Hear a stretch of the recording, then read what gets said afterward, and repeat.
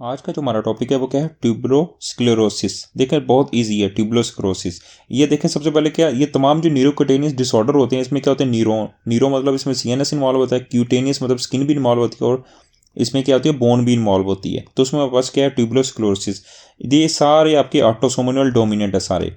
Number 1 देखें बहुत easy है, ट्यूबरोस्क्लेरोसिस में म्यूटेशन क्या होती है, 2 जीन्स की म्यूटेशन होती है। नंबर 1 2 जीन्स की। TSC1 बहुत ईजी है, TSC2। बेसिकली TSC1 होती है, ये किस चीज़ का कोड होती है, ये हेमाटन का कोड होती है। हेमाटन बेसिकली क्या करवाती है, आपकी न्यूप्लाज्म नहीं होने देती, यानी आपको कैंसर नहीं होने देती। और जो TSC2 है ये किस चीज़ का कोड है, ये आपका ट्यूबरन का कोड है, ये भी आपको न्यूप्लाज्म नहीं होने देता। अब बेसिकली क्या होता है, आपका जो TSC1 है ये क्रोमोसोम 9 पे होती है, और जो TSC2 है ये क्रोमोसोम 16 पे होती है। अब इसमें जो ये ट्यूमर सप्रेसर जीन है TSC1 है, इसकी म्यूटेशन हो जाती है। जब इसकी म्यूटेशन हो जाती है तो मैटन नहीं बनती और न्यूप्लाज्म इंसान को हो जाता है, क्योंकि ट्यूमर सप्रेसर जीन्स होती हैं ना। और दूसरा इसी तरह TSC2 है, ये भी नहीं बनती, क्रोमोसोम 16 में म्यूटेशन हो जाती है, जिसकी वजह से ट्यूबरन नहीं बनती तो क्या होता है, पेशेंट को न्यूप्लाज्म हो जाता है।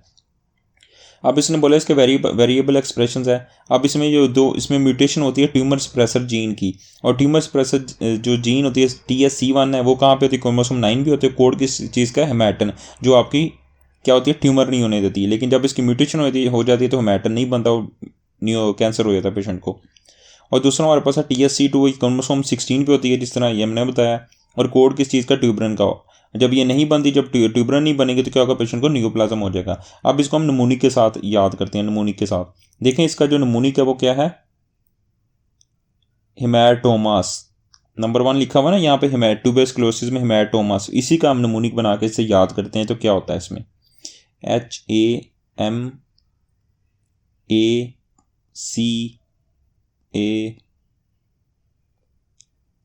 ए के बाद क्या है आपका, हेमाटोमास में M है, M के बाद आपका क्या है, A है, और S। देखिए इसमें उसने बोला है कि CNS के अंदर हेमाटोमास होते हैं, तो हमारा यहाँ पे क्या आ गया, हेमाटोमास इन CNS, हेमाटोमास CNS के अंदर होते हैं और स्किन के अंदर होते हैं, H हो गया। और A से उसने बोला एंजियोफाइब्रोमास होते हैं। दूसरी चीज़ A से क्या है हमारे पास, एंजियोफाइब्रोमास।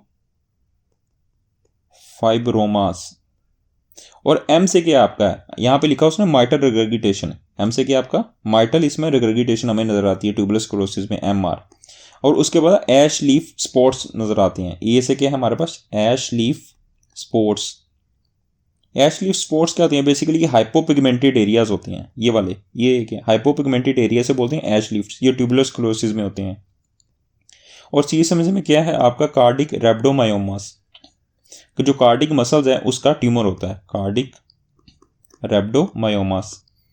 और ए से क्या आता है, ए का बेसिकली आपने दोबारा क्या याद रखना, ये ऑटोसोमल डोमिनेंट है, AD, ठीक है, ऑटोसोमल डोमिनेंट है। और M से क्या याद रखना आपने, M से आपने याद रखना इसमें क्या होती है, मेंटल रिटार्डेशन भी होती है, MR, मेंटल रिटार्डेशन, जिसे हम इंटेलेक्चुअल डिसेबिलिटी बोलते हैं। यहाँ पे हमने मेंटल MR बोला, मेंटल रिटार्डेशन।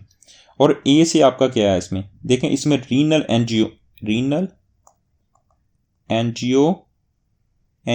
या देखें रीनल एंजियोमायोलाइपोमा। एंजियो का मतलब इसमें ब्लड वेसल इन्वॉल्व है, मायो का मतलब इसमें मसल इन्वॉल्व है, और लाइपोमा का मतलब इसमें फैट इन्वॉल्व है। तो जहाँ पे किडनी पड़ी होती है वहाँ पे ब्लड वेसल, मसल्स और फैट की ग्रोथ होना स्टार्ट हो जाती है, जिसकी वजह से आपकी क्या होती है, किडनी डैमेज हो जाती है, या रीनल एंजियो। और S से क्या है, S से आपके सीजर आएंगे आपको यहाँ से पेशेंट को, और उसके अलावा शैग्रीन पैचेस नज़र आती हैं, ये S से शैग्रीन पैचेस भी हैं।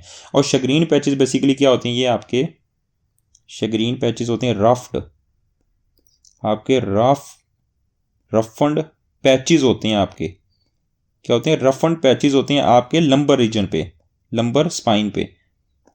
पेशेंट की आप जब रीढ़ की हड्डी देखें, लंबर रीजन पे क्या होंगे, छोटे छोटे दाने बने होंगे, रफ पैचेस होंगे, उसको बोलते हैं हम शैग्रीन पैचेस होते हैं।